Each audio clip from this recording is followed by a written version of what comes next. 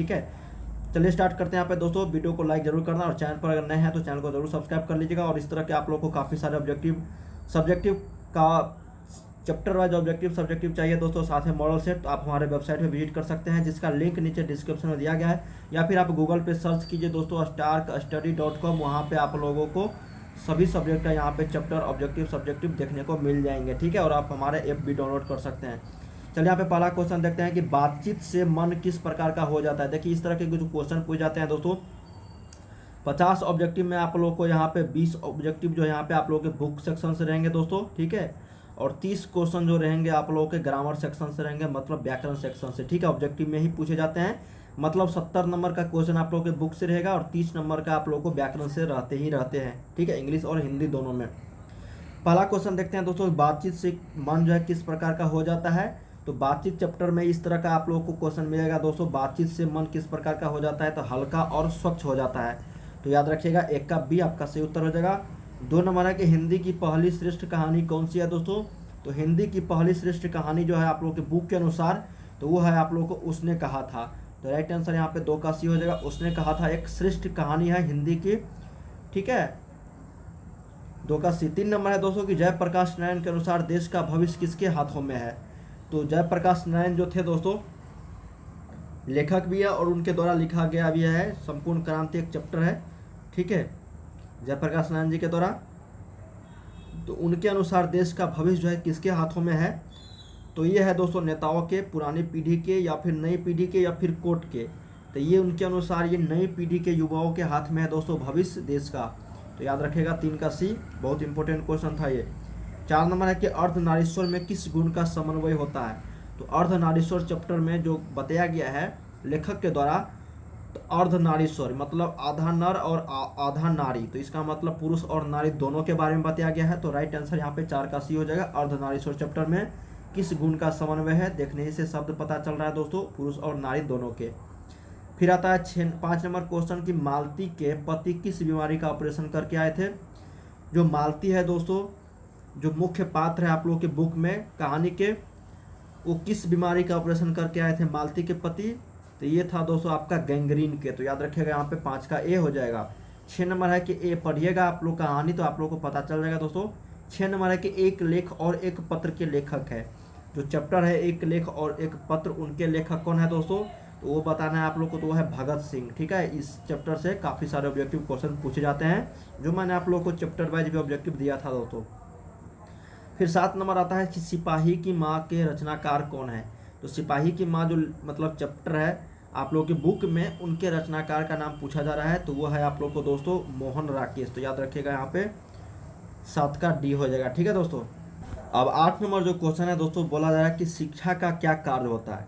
तो शिक्षा का कार्य ये होता है कि धन की प्राप्ति में मदद करना, या फिर कुछ परीक्षाएं उत्तीर्ण करने में मदद करना, या संपूर्ण जीवन को प्रक्रिया को समझने में मदद करना, फिर खुशहाल जीवन जीने में मदद करना।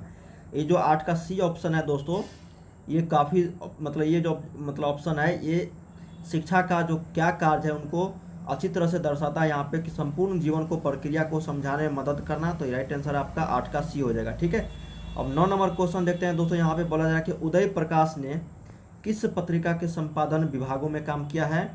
क्या क्वेश्चन है कि उदय प्रकाश ने किस पत्रिका के संपादन विभाग में काम किया है। ठीक है, तो ये आपका हो जाएगा राइट आंसर दिनमान। ठीक है, तो यार राइट आंसर 9 का ए आप लोग के बुक से ही है क्वेश्चन ये। फिर 10 नंबर आता है कि मलयज का मूल नाम क्या था दोस्तों। तो मलयज का जो मूल नाम था वो आप लोग को बताना है। तो यहाँ पे हो जाएगा आपका 10 का राइट आंसर भरत जी श्रीवास्तव मलयज। ठीक है, तो याद रखिएगा भरत जी श्रीवास्तव मलयज। ठीक है, मूल नाम इसका था। 11 नंबर है कि मलिक मोहम्मद जैसी किस शाखा के कवि हैं। तो मलिक मोहम्मद जैसी जो कवि है दोस्तों, ये है आप लोगों का ज्ञान मार्गी कवि। ठीक है, ज्ञान मार्गी शाखा के कवि। ठीक है, पद्मावती का जो लेखक है ये मलिक मोहम्मद जैसी है, जो काफ़ी पॉपुलर ग्रंथ है। ठीक है, 12 नंबर के सूरदास किस भाषा के कवि है। तो सूरदास जो थे दोस्तों, ये जो कवि थे ब्रज भाषा के कवि थे। तो याद रखिएगा यहाँ पे 12 का बी। 13 नंबर है कि तुलसी को किस वस्तु की भूख है यहाँ पे। तो तुलसी को जो है ना, तुलसीदास जी को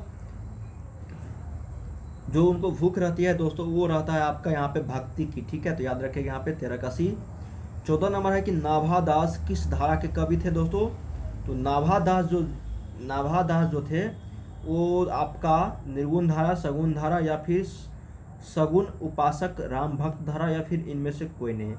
तो ये था दोस्तों सगुण उपासक राम भक्त धारा। ठीक है, तो याद रखिएगा नाभादास जो है वो किस धारा के कवि थे? तो राम भक्त थे, मतलब उस तरह से बोल सकते हो आप लोग।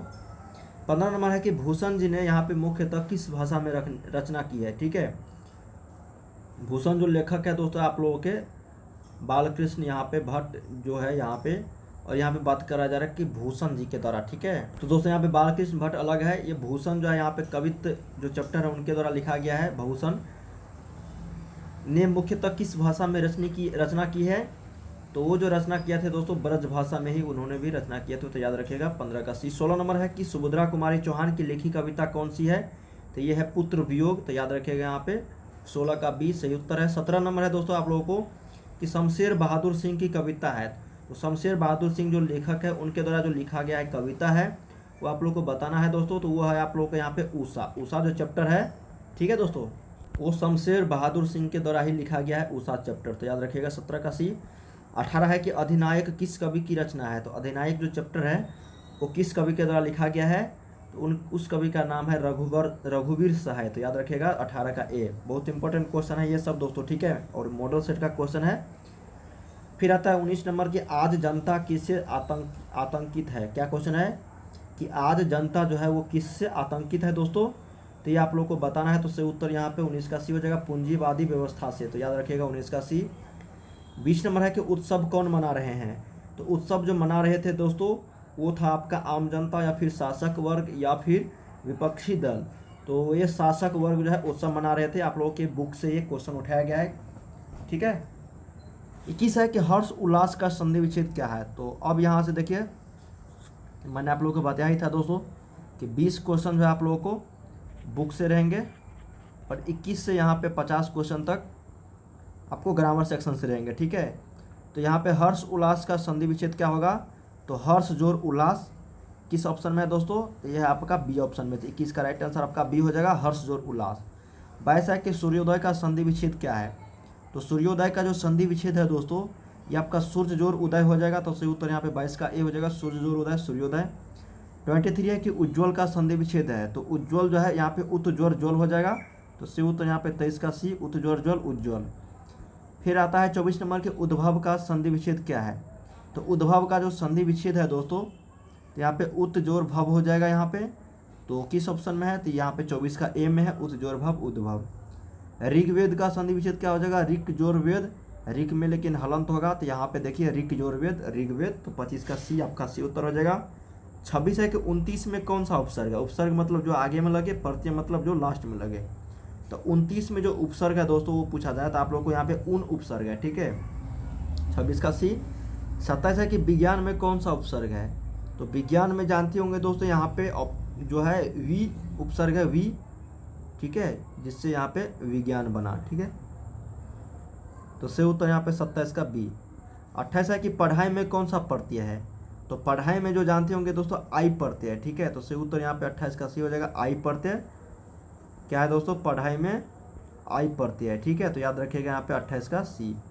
29 है कि झाड़ू में कौन सा प्रत्यय है?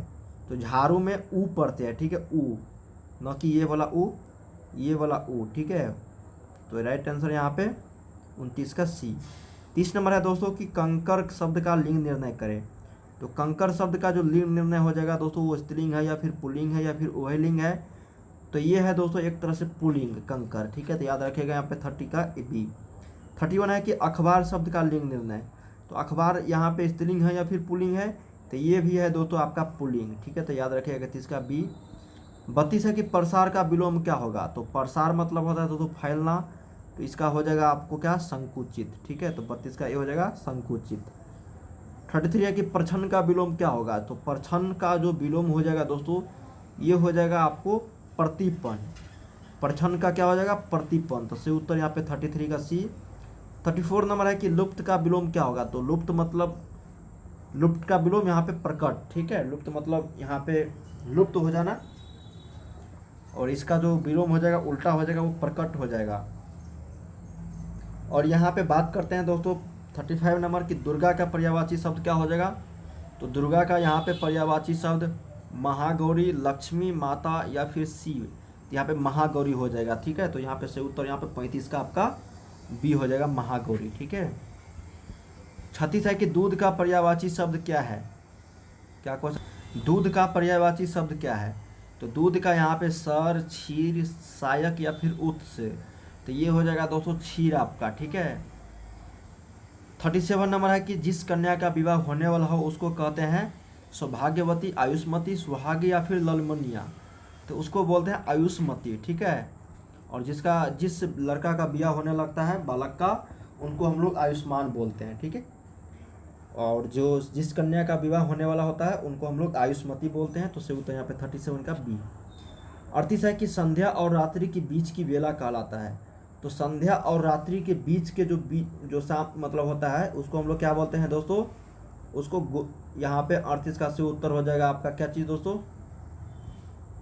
इसको हम लोग गोधूली बोलते हैं, ठीक है। शाम तो हो गया शाम दोस्तों, संध्या, अपराह्न, और संध्या और रात्रि के बीच के बेला को हम लोग गोधूली बोलते हैं। तो सही उत्तर यहाँ पे 38 का डी हो जाएगा। फिर 39 है दोस्तों कि दंपति का विशेषण क्या हो जाएगा।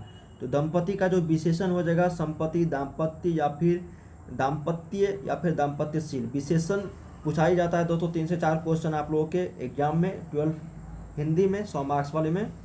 तो दंपति का जो विशेषण हो जाएगा दोस्तों वो आप लोग को यहाँ पे बताना है, तो वो दाम्पत्य हो जाएगा। तो याद रखिएगा 39 का बी हो जाएगा। 40 है कि उद्योग का विशेषण क्या हो जाएगा। तो उद्योग का औद्योगिक हो जाता है, ठीक है। तो याद रखिएगा यहाँ पे डी। 41 है कि साहित्य का विशेषण क्या हो जाता है। तो साहित्य का साहित्यिक हो जाता है दोस्तों। तो याद रखिएगा यहाँ पे 9 की साहित्यकार मार देना, साहित्यिक होता है। 41 का बी। 42 है कि अपाद मस्तक में कौन सा समास है। तो अपाद मस्तक में जो समास है दोस्तों वो आप लोग को यहाँ पे बताना है, तो वो है अव्ययी भाव। तो राइट आंसर यहाँ पे 42 का ए हो जाएगा। 43 है दोस्तों कि पुस्तकालय में कौन सा समास है। तो पुस्तकालय में जो समास है दोस्तों वो आप लोग को बताना है, तो वो तत्पुरुष समास है। तो यहाँ पे 43 का बी हो जाएगा। 44 देखते हैं कि अष्ट धातु में कौन सा समास है। तो अष्ट धातु में जो यहाँ पे समास है दोस्तों, अष्ट यहाँ पे बोला जा रहा है, तो अष्ट धातु में जो समास है वो द्विगु समास है। तो याद रखिएगा यहाँ पे 44 का सी हो जाएगा, ठीक है। 45 है दोस्तों कि फल फूल में कौन सा समास है। फल फूल में, तो फल फूल में जो यहाँ पे समास बोला जा रहा है तो आप लोग का यहाँ पे हो जाएगा द्वंद्व समास, ठीक है। फल फूल, ठीक है, दिन रात, इस तरह से द्वंद्व समास का उदाहरण होता है। माता पिता, ये फल फूल, बीच में हाइफन भी होना चाहिए। 46 है कि सपरिवार में कौन सा समास है। सपरिवार, तो सपरिवार में जो समास है दोस्तों वो आप लोग के बताना है, तो ये अव्ययी भाव समास है। फिर आता है कि दांत खट्टे करना मुहावरे का क्या अर्थ है। तो दांत खट्टे करना मुहावरे का अर्थ जो होता है दोस्तों, मतलब दांत खट्टे कर दिए उसको, तो उसका जो अर्थ हो जाता है पराजित करना, ठीक है। तो याद रखिएगा यहाँ पे 47 का सी। 48 नंबर है दोस्तों, बोला है कि छाती पर मूंग दलना मुहावरे का क्या अर्थ होता है। तो छाती पर मूंग दलना का मुहावरे का जो अर्थ होता है वो होता है कि विरोधी के सामने ही उसे दुख पहुंचाने की कार्यवाही। क्या क्वेश्चन है, छाती पर मूंग डालना, उनका अर्थ जो है मुहावरे का विरोधी के सामने ही उसे दुख पहुंचाने की कार्यवाही करना। फिर आता है 49 नंबर के 3-13 होना मुहावरे का क्या अर्थ है। तो 3-13 होना मुहावरे का जो अर्थ हो जाता है दोस्तों वो होता है आप लोग को बिखर जाना। तो सही उत्तर यहाँ पे 49 का बी हो जाए।